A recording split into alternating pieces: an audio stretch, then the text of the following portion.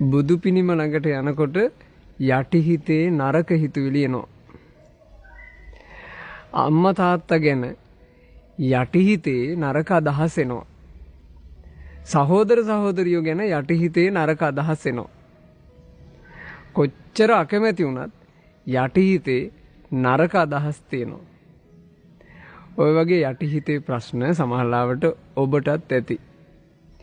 ඒ ප්‍රශ්න වලට ඔබත් කියනවා ඇති යටි හිතේ ප්‍රශ්න කියලා. ඒවා යටි හිතේ ප්‍රශ්න කියලා තේරුම් ගන්න එපා. ඒවා හිතුවිලි. හිතුවිලි ගැන අපි තේරුම් ගන්න ඕන හිතට අරමුණු වෙන බාහිර දේ කියලා. හරියට මේ වගේ. ඇහැට අරමුණු වෙන බාහිර දේ තමයි රූප. කනට අරමුණු වෙන බාහිර දේ ශබ්ද.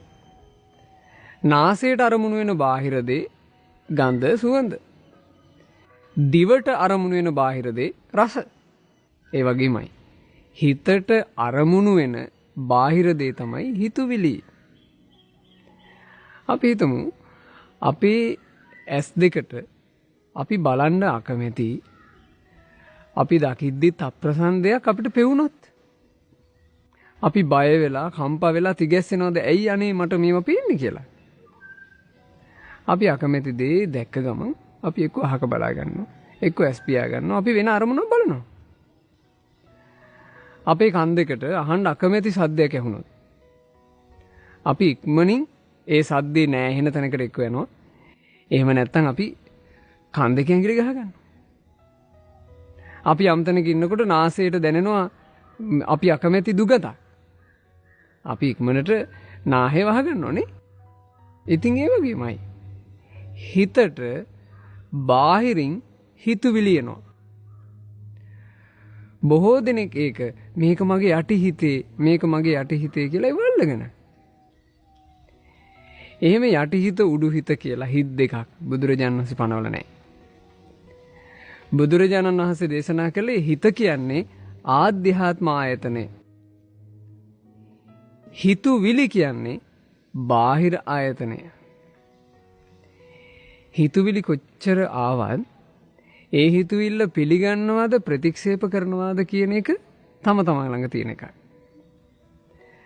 හරියට මේ ලෝකේ රූප ගොඩාක් තියෙනවා. ඒ රූප තිබ්බා කියලා අපි මේ හැම රූපයක්ම බලන්නේ. අපි මේ හැම රූපයකම සටහන් ගන්නෙ. අපිට අවශ්‍ය රූපේ සටහන් අපි ගන්නවා. අපිට අනවශ්‍ය රූප අපි නොබලා ඉන්නවා. ඒ වගේ ඔබේ හිතට ওই වගේ වෙහෙස කර හිතවිලි එන්න පුළුවන්. බුදු පිළිම වහන්සේලා දකිනකොට මව්පියෝ ගැන ඊට පස්සේ සහෝදර සහෝදරියෝ ගැන යාළුවෝ යෙහෙලියෝ ගැන එහෙම හිතවිලි එන්න පුළුවන්. ඒ හිතවිලි වලට කම්පා වෙන්න එපා. වෙහෙසටපත් වෙන්න එපා. Taman tamanට සාප කරගන්න එපා. ඇයි මට මෙහෙම ජරා ඒවා එන්නේ? ඇයි මගේ යටිහිත මෙහෙම ජරා වුනේ? ඔය වගේ ඒවා හිතන්න එපා. ඒ යටිහිත නොවේ. ඒ හිතුවිලි. ඒ බඳු හිතුවිලි එනකොට මේක මට වැඩක් නැති හිතවිල්ල. මම මෙහෙම හිතන කෙනෙක් නෙමෙයි. එහෙම හිතලා ඒක අයින් කරන්න. ආයේ හිතවිල්ල මෙයි. එතකොට ආයෙමත් කරන්න තියෙන්නේ ඒ හිතවිල්ල දුරු කරන එක. මේක මට වැඩක් නැති එක. මේක තේරුමක් නැති හිතවිල්ල. ආයෙමත් ඒ හිතවිල්ල එයි.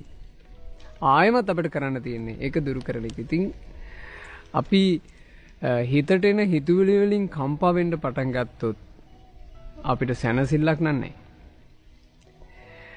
හිතට එන හිතවිල්ල තමන්ගේ කරගන්න නැතුව ඔබ අකමැති සෞතු හිතවිලි ඔබ බැහැර කරන්න. ඒ දේ බැහැර කරනකොට ආයේ පැන නගින ස්වභාවයේ ටික අඩු වෙලා යයි. ඕක යටිහිත කියලා අල්ල ගැනීම තමයි තියෙන ලොකුම වෙහෙස. ඒ නිසා තේරුම් ගන්නට හිතත් හිතුවිල්ලත් දෙකක්. හිතයි හිතුවිල්ලයි එකක් නෙමෙයි. හිතට හිතුවිලි ආවා කියලා ඒ ඔබේ හිත නොවේ. හිත වෙනම එකක්, හිතුවිල්ල වෙනම එකක්. අපිට සරාගී හිතුවිල්ලක් එනවා. ඒ හිතුවිල්ල අපි ගත්තොත් හිතයි හිතුවිල්ලයි එකක් වෙනවා. හැබැයි සරාගී හිතුවිල්ලක් ආවට අපි ඒක බැහැර කරනවා නා.